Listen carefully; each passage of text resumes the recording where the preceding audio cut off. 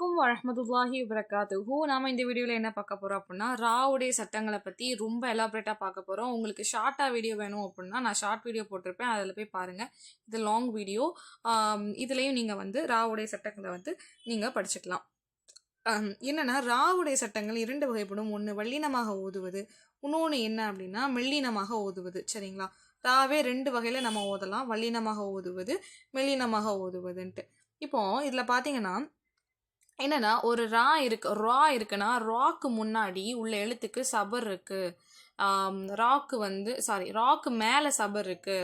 ராக்கு மேலே பேஸ் இருக்கு. அதாவது ராக்கு மேலே ஃபத்தஹு இல்லைன்னா தம், அதாவது பேஸ் இருக்கு என்றால் நாம என்ன செய்யணும் அப்படின்னா வல்லினமாக ராவை ஓதணும். உதாரணத்துக்கு ரூ, ர சவுண்டு, ர ரூ அப்படின்னு சவுண்டு ப்ரனன்ஸ் ஆகும். சரிங்களா? ஓகேங்களா? வல்லினமாக ஓதுவதுனா நம்ம ஆல்ரெடி சொல்லியிருக்கோம். என்ன அப்படின்னா வல்லினமாக ஓதுவது எப்படின்னா நம்மளுடைய நாக்குல இருந்து நமக்கு எப்படின்னா நாக்கு பின்பகுதிக்கு போயிடும். ரா சொல்லும் பொழுது நாக்கு பின்பகுதிக்கு போகும். காற்றை வந்து உள்ள அழுத்தி வந்து சொல்ற மாதிரி இருக்கும். காற்றை உள்ள இழுத்து நம்ம என்ன செய்யணும் அப்படின்னா அதை வந்து நல்லா அழுத்தி சொல்ற மாதிரி இருக்கும். அதுதான் வல்லினமாக ஓதக்கூடிய ரா. சரிங்களா? கனமாக சொல்லணும் அந்த ராக்கு. சரிங்களா? ரா, ரூ அப்படி வரும். சரிங்களா? அப்போ அந்த டைம்ல நம்ம எப்படி ஓதணும் அப்படின்னா ரப்பனா ருஸிக்னா. சரிங்களா? இங்க நார்மலா ரப்பனா ரப்பனா ரிசிக்னா அந்த மாதிரி நீங்கள் நார்மலாக சொல்லக்கூடாது. இதை நல்லா அழுத்தி கொஞ்சம் கனமாக அந்த இது சொல்லணும். குமிச்சு சொல்கிற மாதிரி இருக்கும். உதாரணத்துக்கு ரப்பனா ரா ரா இந்த சவுண்டு வரணும். இங்கே வந்து நீங்கள் தமிழில் ரா சொல்கிற மாதிரி ர அந்த மாதிரி நீங்கள் சொல்லக்கூடாது. சரிங்களா? ரப்பனா ருஸிக்னா ருஸிக்னா. புரிஞ்சதா உங்களுக்கு? ஓகே.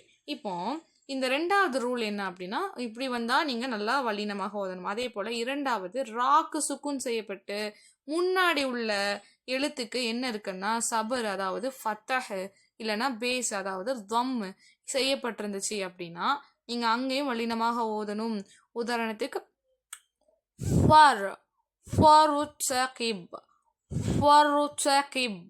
ஓகேங்களா? அப்புறம் குர்ஆன குர்ஆனா ஃபர்தகிப் குர்ஆனா. ஓகேங்களா? ஓகே. அதே போல் குர்ஆனா அடுத்து ஃபர்தகிப். சரிங்களா? உங்களுக்கு புரிஞ்சிருக்கும். சரிங்களா? ஏன்னா இங்கே வந்து ராக்கு சுக்குன் செய்யப்பட்டிருக்கு, முன்னாடி எழுத்துக்கு லம் இருக்குது. இங்கே ராக்கு சுக்குன் செய்யப்பட்டிருக்கு, முன்னாடி எழுத்துக்கு ஃபத்தஹ் இருக்குது. ஸோ நீங்கள் என்ன செய்யணும் அப்படின்னா நல்லா வல்லினமாக தடித்து கடினமாக அதை என்ன செய்யணும் அப்படின்னா வெளிப்படுத்தணும் ராவை.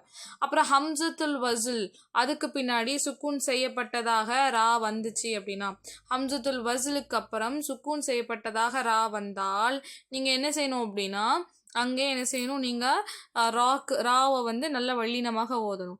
ஆமிர் சாபு ஆமிர் சாபு. ஓகேங்களா? ஆமிர் சாபு. சரிங்களா? ஹம்சத்துல் வஸில்னா என்னன்னு தெரியுமா உங்களுக்கு? ஹம்சத்துல் வஸில்னா இந்த மாதிரி அலிஃப் வந்து வர்றது. சரிங்களா? அலிஃப் வந்து வர்றது. இந்த மாதிரி அலிஃப் வரும்போது அந்த அலிஃபுக்கு வேல்யூ இருக்காது. நம்ம என்ன செய்யணும்னா அடுத்த முன்னாடி உள்ள எழுத்தையும் அதுக்கு அடுத்து சுக்குன் செய்யப்பட்ட எழுத்தையும் சேர்த்துருவோம். இந்த இடத்துலையுமே இப்படி சேர்த்துருவோம். நூனையும் ராவையும் சேர்க்குறோமா, இங்கே மீமையும் ராவையும் சேர்ப்போம். சரிங்களா? ஓகேங்களா? ஏன்னா ராக்கு சுக்குன் இருக்குது, அதுக்கு முன்னாடி உள்ள எழுத்துக்கு கசர் வந்திருக்கு. ஸோ அதனால் இந்த அலிஃபுக்கு நீங்கள் சபர் இருந்தாலும் சேர்ந்தாலும் நம்ம வந்து அப்படி அந்த சபருக்கு வந்து வேல்யூ கொடுக்க மாட்டோம். இங்கே சேருக்கு இங்கே வேல்யூ கொடுக்க மாட்டோம் இந்த அலிஃபுக்கு. சரிங்களா? அதாவது லிமனி இருத்வலாம் நீங்கள் வாசிக்கக்கூடாது. இதை நீங்கள் எப்படி வாசிக்கணும் அப்படின்னா லிமனி ருத்வலா, இந்த நூனை ராவோட சேர்த்து வாசிக்கணும். அலிஃப் டசன் ஹவ் வேல்யூ. இந்த அலிஃபுக்கு வேல்யூ இருக்காது, அதாவது அலிஃபுக்கு வேல்யூ இருக்காது. இதே போல் இந்த அலிஃபுக்கு வேல்யூ இருக்காது. சரிங்களா? ஓகே. இப்போ உங்களுக்கு புரிஞ்சிருக்கும். ஆமிர் துவாபு ஆமிர் துவாபு ஆமிர் துவாபு. சரிங்களா? அடுத்து லிமனிர் துவலா லிமனிர் துவலா. வாயை குமிச்சு சொல்லணும். லிமனிர் துவலா. ஓகேங்களா? ஓகே. சோல்வா. ஓகேங்களா?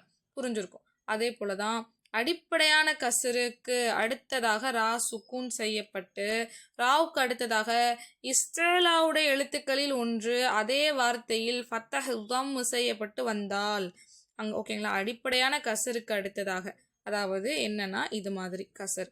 சரிங்களா? இப்படி கசர் இருக்கும், அதாவது ராவுக்கு முன்னாடி உள்ள எழுத்துக்கு என்ன இருக்குன்னா இந்த அடிப்படையான கசர்லாம் விட்டுருங்க. லாவுக்கு முன்னாடி உள்ள எழுத்துக்கு என்ன செய்யணும் அப்படின்னா கசர் இருக்கணும். ராவுக்கு சுக்கூன் செய்யப்பட்டு அதுக்கு ராவுக்கு அடுத்ததாக 1 செகண்ட் கைஸ். இது வந்து எப்படின்னா ராவுக்கு முன்னாடி எழுத்துக்கு இல்லை, சாரி இதை விட்டுருங்க, நான் தப்பாக சொல்லிட்டேன். இது வந்து மெல்லினமாக ஓதுவதில் தான் அந்த ராவுக்கு முன்னாடி கசர் வரும்.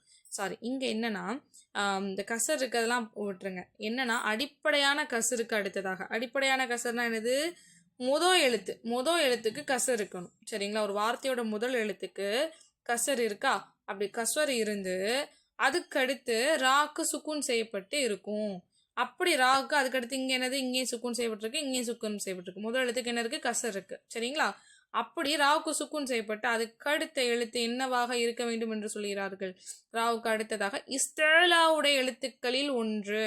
இஸ்தேலாவுடைய எழுத்துக்கள் என்றால் ஒரு 6 எண்ணம், ஒரு 7 எண்ணம் இருக்குது. சரிங்களா, இந்த ஷார்ட்டாக நம்ம சொல்லணும் அப்படின்னா இஸ்தேலாவுடைய எழுத்துக்களை எப்படி சொல்லலாம் அப்படின்னா, இந்த இஸ்தேலாவுடைய ஷார்ட்கட்டை இப்படி ஞாபகம் வச்சுக்கோங்க.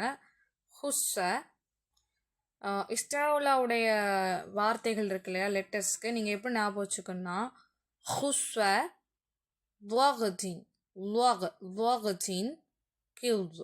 சரிங்களா, ஹுஸ்ஸ வகதின் கில்ஸ். ஓகே, இதை ஞாபகம் வச்சுக்கோங்க. இதுதான் இஸ்தேலாவுடைய எழுத்துக்கள். அதில் ஹா இருக்குது பார்த்தீங்களா, ஹுஸ்ஸ, ஹா சுவாத், ஹுஸ்ஸ லகத்தின் லகத்தின் அடுத்து லகத்தின். சரிங்களா, லகத்தின் கில்து. ஓகேங்களா, இப்போ ஞாபகம் வச்சுக்கோங்க. ஹுஸ்ஸ லகத்தின்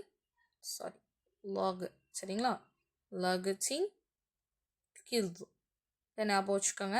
இப்போ இதுதான் என்னென்னா 7 லெட்டர்ஸ். இந்த 7 லெட்டர்ஸ் வந்து இஸ்தேலாவுடைய எழுத்துக்கள் தான்.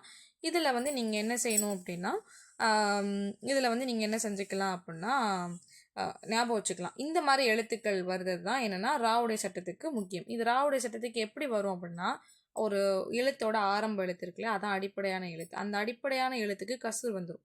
சரிங்களா, அதுக்கு அடுத்த எழுத்து எப்படின்னா ராக்கு சுக்கூன் வந்திருக்கும். அதுக்கடுத்து இந்த இஸ்தேலாவுடைய இந்த 7 எழுத்துக்களில் ஏதாவது ஒரு எழுத்து வந்துடும் வச்சுக்கோங்களேன். அப்படி வருது அப்படின்னாலே நீங்கள் என்ன செய்யணும் அப்படின்னா வள்ளீனமாக தான் அந்த இதை ஓதணும். சரிங்களா, வள்ளீனமாக ஓதணும். அதாவது இது எதுக்கு நான் இதை வந்து இஸ்தேலாவுடைய எழுத்துக்கள் நம்ம மென்ஷன் பண்ணி சொல்கிறோம் அப்படின்னா வள்ளீனமாக ஓதணும்னு சொல்கிறேன்னா, நான் முதல்ல ஒரு இது நான் சொல்லியிருப்பேன், என்னென்னா தப்பாக சொல்லியிருப்பேன்னு சொன்னேன்னா அதுதான். அதாவது அது தப்பாக சொல்லலை, அது மெல்லினமாக ஓதக்கூடிய ரா இருக்கு இல்லையா, அதோட சட்டம். அதாவது ராக்கு முன்னாடி ராக்கு சுக்குன் செய்து அதுக்கு முன்னாடி ஒரு இடத்துக்கு கசர் வந்துட்டாலே நம்ம என்ன செஞ்சிடணும்னா மெல்லினமாக ஓதணும், நார்மலாக ஓதணும். ஃபிர் அப்படி தான் ஓதணும். சரிங்களா, ஆனால் இந்த இஸ்தேலாவோட எழுத்து இருக்குல்ல, அந்த 7 எழுத்துக்கள் ஏதாவது ஒரு எழுத்து அதுக்கு அடுத்து வந்துருச்சுன்னு வச்சுக்கோங்களேன். இப்படி கசர் செய்யப்பட்ட நிலையில் அடிப்படையான எழுத்து கசர் செய்யப்பட்டு அதுக்கடுத்த எழுத்து வந்து ராவா இருந்து அதுக்கடுத்த எழுத்து வந்து இந்த இஸ்தேலாவோட 7 எழுத்துக்கள் ஏதாவது ஒரு எழுத்தா வந்துருச்சு அப்படின்னா நீங்கள் கண்டிப்பாக என்ன செய்யணும் அப்படின்னா வள்ளீனமாக தான் ஓதணும். உதாரணத்துக்கு மேரு சோதா مرصادا فرقة.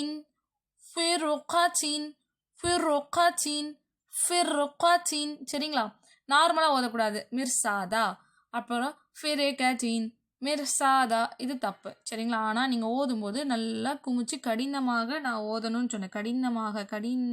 தடிமனாக அந்த ரா வந்து தெரியணும். மிருசாதா ஃபிருகாத்தின் சரிங்களா, ஃபிருக மிர்சாத அப்படி அந்த மாதிரி வரும். சரிங்களா, இப்போ உங்களுக்கு புரிஞ்சிருக்கும்னு நினைக்கிறேன். ஸோ இதை நீங்கள் அப்படி வந்து ஃபாலோ பண்ணிக்கிறீங்க. ஓதும்போது கடைசியாக ஒரு சட்டம் இருக்குது அந்த ராவுடைய வல்லினத்தில். எப்படின்னா வார்த்தையினுடைய கடைசி இருக்கு இல்லையா, வார்த்தையினுடைய கடைசி ராக்கு வார்த்தையின் கடைசியில் ரா வந்துடும். சரிங்களா, அப்படி ரா வந்து அதற்கு ஹரக்கத் செய்யப்பட்டுள்ளதாக இருக்குது. அதுக்கு ஹரக்கத் செய்யப்பட்டிருக்குன்னா வக்ஃபு செய்வதின் காரணமாக அதற்கு சுக்குன் செய்தால். சரிங்களா? அதாவது ஹரக்கத்து வந்து இந்த மாதிரி இருக்கும். சபரு, சேரு, பேசு எதுனாலும் இருக்கலாம். தன்வீன் கூட இருக்கலாம். இப்படி இருக்கும். ஆனா, அந்த இடத்துல நம்ம என்ன செய்யணும்னா, கடைசி ரா வந்திருக்கு இல்லையா? அதுக்கு சுக்கூன் செய்ய போறீங்க. எப்படின்னா, வக்ஃப் செஞ்சு சுக்கூன் செய்யணும். அதாவது நம்ம செய்யணும். வக்ஃப்னா நமக்கு என்ன தெரியும்? கடைசி வந்து நம்ம சுக்கூன் செய்றது தான் வக்ஃப்ன்னு உங்களுக்கு தெரியும். அப்படி வந்து ஹரக்கத் இருக்க ராக்கு வந்து நீங்க சுக்கூன் செய்ய போறீங்க. அதாவது வக்ஃப் செய்ய போறீங்க. அப்படி வக்ஃப் செய்யப்படக்கூடியதாக இருந்துச்சு அப்படின்னா, உதாரணத்துக்கு ஃபக்கர அப்படின்னு இருக்குன்னா, ஓதும்போது நார்மலா ஓதும்போது வக்ஃப் செய்யலைங்க, நார்மலா ஓத போறேன் அப்படின்னா, ஃபகர்வ அப்படின்னு ஓதிட்டு நீங்க போயிரலாம். சரிங்களா? லன் தபூர அப்படின்னு நீங்க ஓதிடலாம். பட் இங்க என்னன்னா, இந்த இடத்துல நிப்பாட்ட போறீங்க அப்படின்னாலும் நீங்க என்ன செய்யணும்? நீங்க என்ன செய்யணும் அப்படின்னா, வல்லினமாக தான் ஓதணும். ஃபகர் லன் தபூர் லன் தபூர் ஃபகர் ஃபகர ஃபஅகர். சரிங்களா? லன் தபூர லன் தபூர். சரிங்களா? அப்படிதான் ஓதணும். ரா ஃபத்தஹ் செய்தலுக்கு உதாரணம் இது. சரிங்களா? இது வந்து ராக்கு ஃபத்தஹ் வந்து அதுக்கு நம்ம வந்து நிப்பாட்டோம்னா அப்படி. அதே போல கசர் வந்தாலும் அதை தான் பண்ணணும். பேஸ் வந்தாலும் அதான் பண்ணணும். லம்மு வந்தாலும். இப்போ பேச பாருங்க. லம்மு வந்திருக்கு பாருங்க. இந்த இடத்துல பரிகல் பஸ்வர் போரிக்கல் இங்கே நார்மலாக ரா வரணும். இங்கே வந்து ரா வந்து மெல்லினமாக தான் வரும். பட் இந்த இடத்துல ரா வல்லினமாக வரும். பரிகல் பஸ்வர் பரிகல் பஸ்வர். சரிங்களா? அப்போ பரிகல் பஸ்வர் பஸ்வர். அப்போ இந்த இடத்துல பாருங்களேன், ராக்கு கசரு செய்யப்பட்டிருக்கு. லாஸ்ட் உள்ளதுக்கு பாருங்க, ராக்கு கசர் செய்யப்பட்டிருக்கு. அப்போ நான் சொன்னேன், ராக்கு கசர் செய்யப்பட்டிருக்கு அப்படின்னாலே நீங்கள் என்னங்க பண்ணணும்? ராகு கசர் செய்யப்பட்டிருந்துச்சுன்னா நீங்கள் என்ன பண்ணணும்னு சொன்னேன். ராகு கசர் செய்யப்பட்டுருச்சுன்னா அந்த இடத்துல வல்லினமாக ஓதக்கூடாது, மெல்லினமாக ஓதணும்ல. பட் நீங்கள் ராகு கசர் செய்யப்பட்டிருந்தாலும் இது ஒரு ஆயத்தோட முடிவில் வக்ஃபு செய்யப்படக்கூடிய மாதிரி இருந்துச்சுன்னா நீங்கள் என்ன செய்யணும் அப்படின்னா,